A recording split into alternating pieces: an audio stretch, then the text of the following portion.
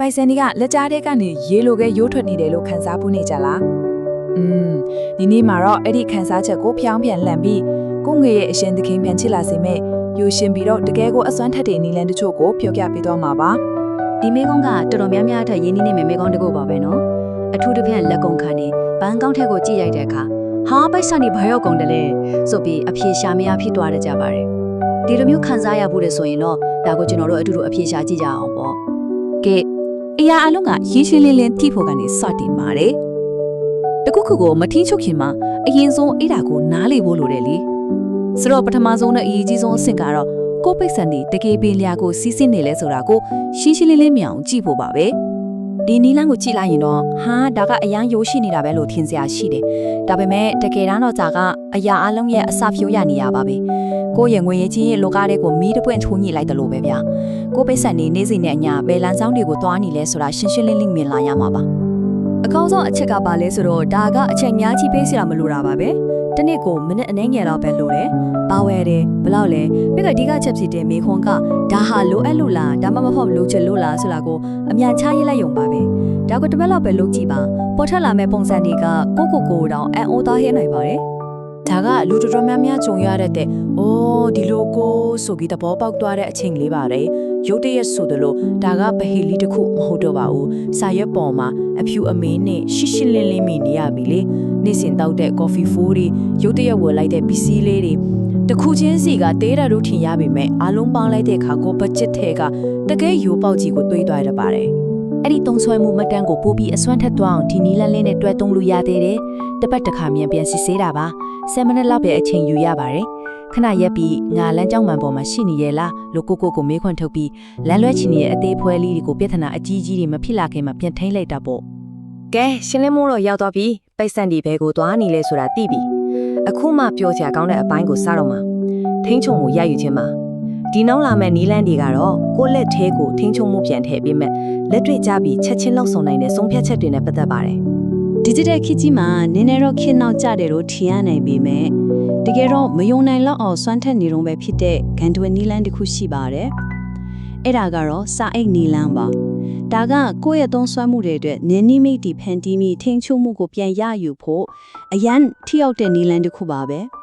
ဲဒီနီလန်းရဲ့အလားတရားကသူ့ရဲ့ရိုးရှင်းမှုပါပဲဥပမာအပြင်စာဆိုင်ထက်ကပင်ဆန်ကုံသွားပြီဆိုရင်နောက်လခါထုတ်ရမတိုင်ခဏထိကုံသွားပြီပဲပို့သုံးမှုနီလန်းမရှိတော့ဒီလိုလက်နဲ့ကင်တွယ်လို့ရတဲ့ကန်တက်ချက်က credit card တက်ကက်ကဘယ်တော့မှမပေးနိုင်တဲ့တကယ်လက်တွေ့ကျတဲ့စစ်ပိုင်းဆိုင်ရာအသားအစီတစ်ခုကိုဖန်တီးပေးပါတယ်ဒီနီလန်းကစိတ်ညာကိုအခြေခံထားတာပါကျွန်တော်တို့ရဲ့ချက်ချင်းဖြစ်ပေါ်လာတဲ့လူချင်းစိတ်တွေကခဏပဲဆိုတဲ့အချက်ကိုအသုံးချတာပါဒီလို24နာရီမဖြစ်မနေအေးခံရမယ့်အချိန်ကိုသတ်မှတ်လိုက်ခြင်းအပြင်ကိုယ့်ရဲ့စင်ချင်းတုံတယောက်ရှိတဲ့ဦးနော်ကိုစိတ်ခံစားမှုနောက်လိုက်နေတဲ့ဦးနော်ကိုအမိလိုက်ဖို့အခွင့်အရေးပေးလိုက်တာပါပဲဒါကရုတ်တရက်ဝယ်ခြင်းစိတ်ရဲ့နံပါတ်1အရန်သူပါပဲကဲတတိမထားမိလိုက်ပဲဘတ်ဂျက်ကိုအဓိကပြည့်စည်နေတဲ့အရာတစ်ခုကိုကြည့်လိုက်ကြအောင်အပြင်မှာစားလာနဲ့နေ့စဉ်ဝယ်တောက်တဲ့ကော်ဖီပါဒါတွေကအသေးအဖွဲအချင်းလေးလေးလို့ခင်ရပေမဲ့တလစာပေါင်းလိုက်တဲ့အခါသုံးလို့စရာကောင်းလောက်တဲ့ပမာဏအထိဖြစ်သွားတတ်ပါတယ်ဒီနေရာမှာအစီအစဉ်နဲ့ချလိုက်တာကငွေအများကြီးကိုတတ်တာစေနိုင်ပါတယ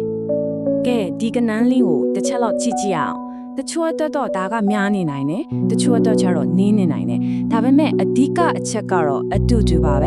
စားတော့ဆိုင်ကအစားအစာနဲ့အိမ်ချက်အစားအစာရဲ့ကုန်ချက်ရှိကွာဟတ်ချက်ကအလွန်ကြီးမားပါတယ်ဒါကိုတပတ်မှအချိန်အနှဲငယ်နဲ့ပဲမြောက်ကြည့်လိုက်ကိုအိတ်ကထဲကိုပြန်ရောက်လာမယ်တိတာတဲ့ချွေတောင်ငွေကိုတွေ့ရမှာပါဒီမှာကိုအိမ်ရောပိုက်ဆိုင်အိတ်ကိုပါရှင်းလင်းသွားစေမဲ့ရိုးရှင်းတဲ့စီမင်းနှစ်ခုပါဈေးဝယ်ဆိုင်ရင်ကဖြိုလိုဖြိုရဆိုပြီးဝယ်မိတက်တော်မျိုးတွေနဲ့ကာကွယ်ပြီးဈေးဆိုင်ထဲမှာကိုအာယုံဆိုင်နေစေတယ်တခုဝင်တခုထစီမင်းကတော့တကယ်ကိုကောင်းတဲ့စီမင်းလေးတစ်ခုပါဒါကကိုမဘာဒီပိုင်ဆိုင်ထားလဲဆိုတာကိုသတိထားမိစေပြီးပစ္စည်းတွေထပ်နေတာအိမ်ရက်တာတွေကိုကာကွယ်ပေးပါတယ်အခုထိပြောခဲ့တဲ့နီလာအများစုကချက်ချင်းဆုံးဖြတ်ရတဲ့အတိစိတ်ရှိတဲ့ရွေးချယ်မှုတွေနဲ့ပတ်သက်ပါတယ်ဒါပေမဲ့ကျွန်တော်တို့အတွက်ငွေစုပေးမဲ့စနစ်တွေဖန်တီးနိုင်ရင်ခေါ်ဘယ်လိုလဲဒီနောက်အပိုင်းကတော့ချိုးစားအားထုတ်မှုကိုဖယ်ထုတ်ပြီးငွေစုတာကိုအလေးအချင်းကောင်းတစ်ခုဖြစ်အောင်ပြုလုပ်ခြင်းအကြောင်းပါပဲဒါကရှေးခေတ်ကဝတ်စုဘူးရဲ့ digital version လိုပါပဲတခုခုဝယ်လိုက်တိုင်းဘဏ်ကောင်းကနေအနည်းဆုံးငွေပေးပမာဏကိုဖြည့်ပြီးပိုးရေးပိတ်ဆံကိုစုငွေအကောင့်ထဲအလိုလျောက်လွှဲဖိတာပါ တခါလွှဲရင်ပမာဏနည်းနည်းမေးဆိုပြီးမြဲဒီလို digital ကြွေစီလွဲတွေကဘလောက်မြန်မြန်စုမိသွားလဲဆိုတာတတိတောင်ထားမိမှာမဟုတ်ပါဘူး။ဒါကငွေကြေးစီမံခန့်ခွဲမှုမှာလွတ်နိုင်တဲ့အရေးကြီးဆုံးစိတ်ပိုင်းဆိုင်ရာပြောင်းလဲမှုတစ်ခုဖြစ်နိုင်ပါတယ်။လူအများစုကအရင်သုံးပြီးမှဂျန်တာကိုစုကြတယ်လေ။ဒီနည်းလိုင်းကအဲ့ဒါကိုပြောင်းပြန်လည်လိုက်တာပါ။ကိုယ့်ရဲ့စုငွေကိုအရေးကြီးဆုံးပေးစရာ page ကိုတော့သဘောထားပြီးပထမဆုံးပေးချလိုက်တာပါပဲ။ဒီနေရာလဲကွက်ကတော့အလို့အရောက်စနစ်ပါပဲလာထုတ်တဲ့နေ့မှာကိုယ့်ရဲ့လာစာတွေကသတ်မှတ်ထားတဲ့ပမာဏဒါမှမဟုတ်ရာခိုင်နှုန်းတစ်ခုကိုစွန့်ငွေအကောင့်ထဲအလို့အရောက်လွှဲပြောင်းဖို့စီစဉ်ထားလိုက်ပါဒီပိုက်ဆံကကိုသုံးဖို့အခွင့်အရေးမရခင်ဒါမှမဟုတ်လွမ်းဆွတန်းတန်းနေဖို့အချိန်မရခင်မှာကိုသူ့နေရာနဲ့သူရောက်သွားပါပြီဒါကငွေစုရဲ့နီးဗျူဟာတတ်မဟုတ်ပါဘူးဒါကကျွဲဝင်မှုကိုတိဆောက်တဲ့နီးဗျူဟာတစ်ခုပါကဲအခြေခံအချက်တွေဖြစ်တဲ့ချင်းလင်းမှုထင်းချုပ်မှုနဲ့အလို့ရောက်စနစ်တွေကိုရသွားပြီဒီနောက်ဆုံးပိုင်းကတော့ကိုယ့်ရဲ့လက်နက်ကိရိယာအစုံလို့သဘောထားလိုက်ပါကိုယ့်ရဲ့ဗန်နာရဲ့စနစ်တစ်ကိုတကယ်ကိုအကောင်းဆုံးဖြစ်အောင်မြင့်တင်ပေးမယ်မြန်အထောက်အကူတွေနဲ့နီးပြူအားပို့ရပါမယ်ကဲဒါကတော့အားဖြစ်စီလေတောင်းခုပေါ့ပထမတစ်ခုကငွေထားတောင်းတာတကယ်ပိတ်စံကိုလက်ထဲကနေပေးလိုက်ရတဲ့အခါစိတ်ထဲမှာတစ်မျိုးဖြစ်သွားစေတဲ့အစွမ်းရှိပါတယ်ဒုတိယတစ်ခုကတော့လုံးဝမသုံးတဲ့နေ့အကိုစိန်ခေါ်ကြည့်ပါအားလောင်တီထွင်ဖန်တီးနိုင်စွမ်းတွေထွက်လာပါလိမ့်မယ်နောက်ဆုံးတစ်ခုကတော့စုငွေကိုခွဲထားဖို့ပါအဲ့ဒါကကျွန်တော်တို့ကိုအရန်အရေးကြီးတဲ့အချက်တစ်ခုစီကိုခေါ်သွားပါလိမ့်မယ်ကိုယ့်ရဲ့စုငွေတွေကိုရေရချက်တစ်ခုစီသတ်မှတ်ပေးဖို့အလွန်အရေးကြီးပါတယ်ဒါကြောင့်ခွဲထားခြင်းကအဓိကချတာပါရေတို့စုငွေကကိုယ့်ရဲ့အရေးပေါ်ရန်ပုံငွေခရီးသွားရန်ပုံငွေပေါ့ပြီးတော့ရေရှည်စုငွေကကိုယ့်ရဲ့အနာဂတ်ကိုယ့်ရဲ့အငင်းစားဘဝကြိုးဝဲချမ်းသာဖို့ကိုတိဆောက်ထို့ပါသူတို့ကိုတိကျစီခွဲထားခြင်းအပြင်ဒီနေ့ရဲ့အသေးအမွှားအရေးပေါ်ကိစ္စတွေကနေကိုယ့်ရဲ့အနာဂတ်အိမ်မက်ကြီးတွေကိုကောက်ကွယ်ပေးနိုင်မှာပါကဲအများကြီးပြောပြီးသွားပြီဒါပေမဲ့အချက်လက်တွေကလက်တွေ့မလုံရင်အသုံးမဝင်ပါဘူးဒါကြောင့်အရေးကြီးဆုံးမေးခွန်းကဘာတင်ယူလဲရလဲဆိုတာထက်ဘာလုံးမလဲဆိုတာပါပဲဒီနည်းလမ်းကြီးတွေကဘယ်တစ်ခုကိုမနှက်ဖြန်ကစပြီးစမ်းကြည့်မှလဲတစ်ခုပဲရွေးပါတေးသေးလေးကနေစတင်မှာဘာလို့လဲဆိုတော့ဒီလိုသိငေပြီးတစိုက်မမတ်လုပ်တဲ့ခြေလမ်းတွေကပဲဘဝကိုပြောင်းလဲစေနိုင်တဲ့ငွေကြေးဆိုင်ရာလွတ်လပ်မှုကိုဆောင်ကျဉ်ပေးနိုင်လို့ပါပဲ